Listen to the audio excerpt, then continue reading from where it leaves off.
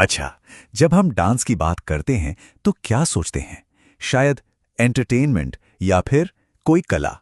लेकिन सच तो ये है कि डांस किसी भी संस्कृति का एक जीता जागता इतिहास होता है। तो आज हम भारत के सबसे उत्तरी सिरे यानी जम्मू और कश्मीर की आत्मा को छूने की कोशिश करेंगे और समझेंगे कि वहां की घाटियां और पहाड़ अपनी कहानियां कैसे सुनाते हैं अपने डांस के जरिए। तो फिर चलिए जम्मू और कश्मीर की उन सांस्कृतिक कहानियों के सफर पर निकलते हैं जिन्हें वहां के लोग पीढ़ियों से अपने लोक नृत्यों के जरिए सहेजते आए हैं।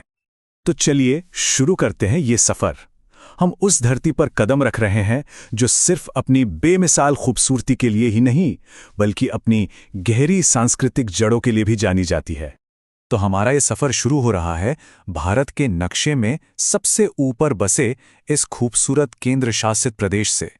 कहते हैं यहाँ की हर घाटी और हर पहाड़ की अपनी एक अलग ही धुन है, अपनी एक अलग लय है।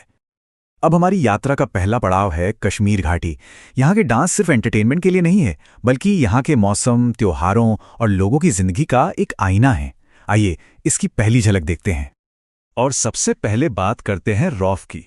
अब देखिए, इससे सिर्फ एक डांस कहना सच कहूं तो थोड़ी नाइंसाफी होगी। ये तो ऐसा है जैसे सर्दियों की खामोशी के बाद वसंत के आने पर कुदरत के लिए गाया गया एक स्वागत गीत हो, जिसे बस कदमों की लय में पिरो दिया गया है। रौफ की जो असली खूबसूरती है ना, वो उसकी सादगी में छिपी है। जरा सोचिए, महिलाएं दो कतारों में एक दूसरे के आमने सामने खड़ी हैं और पैरों की धीमी लयबद्ध चाल से वसंत का वेलकम कर रही हैं। ये सिर्फ एक डांस नहीं बल्कि एक साथ मिलकर खुशियां मनाने का एक तरीका है। लेकिन कश्मीर की कहानी सिर्फ रौफ तक ही सीमित नहीं है। यहाँ शादियों में हफीजा डांस की रौनक देखने को मिलती है, तो वहीं बच्चा नगमा में युवा कलाकार अपनी कला का प्रदर्शन करते हैं। हर एक डांस इस घाटी की संस्कृति की एक अलग ही परत हमारे सामने खोलता है। लेकिन रुकिए, कश्मीर की डांस परंपरा में सिर्फ यही कोमलता नहीं है, इसमें जोश और शक्ति भी है।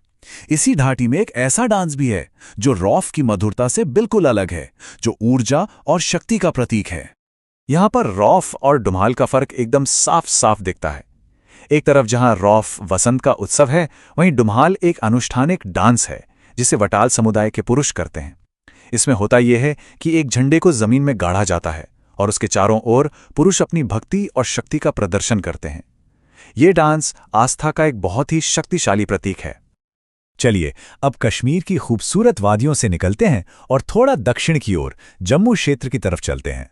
यहां पहुंचते ही माहौल बदल जाता है, धुनें बदल जाती हैं और डांस का मकसद भी। यहां की हवा में भक्ति और परंपरा की एक अलग ही गूंज सुनाई देती है। जम्मू पहुंचते ही हमारा स्वागत होता है कुड डांस से। और ये कोई आम परफॉर्मेंस नहीं है बल्कि एक तरह का आध्यात्मिक संवाद है। इस डांस के जरिए लोग अपने स्थानीय देवी देवताओं, जिन्हें लोक देवता कहा जाता है, उनका शुक्रिया अदा करते हैं। अच्छी फसल या परिवार की सलामती के लिए उनका आशीर्वाद मांगते हैं। को डांस की असली पहचान ही उसकी एनर्जी और उसके गहरे मकसद से होती है। जरा सोचिए, ढोल की तेज धुन पर लोग पूरी पूरी रात नाचते हैं और उनका हरेक कदम अपने देवताओं के लिए एक प्रार्थना बन जाता है। ये आस्था का एक अद्भुत और बहुत ही शक्तिशाली प्रदर्शन है।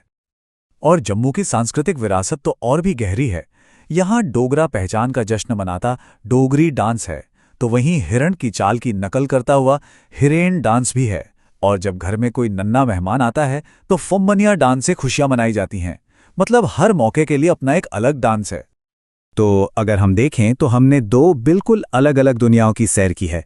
एक तरफ है कश्मीर घाटी, जहां के डांस प्रकृति और त्योहारों से जुड़े हैं, बहुत कोमल और गीतात्मक।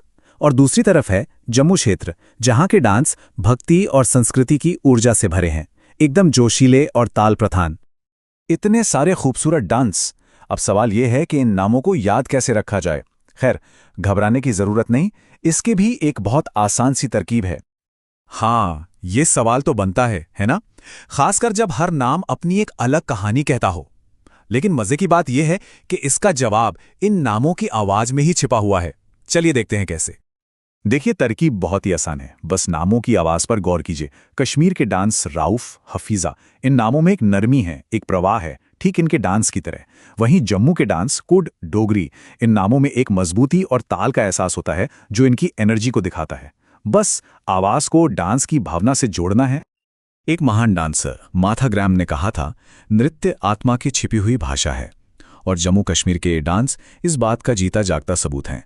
ये सिर्फ परंपराएं नहीं हैं, बल्कि यहाँ के लोगों की आत्मा की वही भाषा हैं। ये उनकी खुशियों को, उनकी आस्था को और उनकी अनकही कहानियों को दुनिया के सामने रखते हैं। तो हम आपको इसी एक सवाल के साथ छोड़े जा रहे हैं। ये डांस की परंपराएं किसी म्यूजियम में रखी चीजें नहीं हैं, ये जिंदा हैं और समय के साथ बदलती भी हैं। तो सवाल यह है कि आने वाले कल में ये डांस जम्मू और कश्मीर की कौन सी नई कहानियां सुनाएंगे। इस पर सोचिएगा जरूर।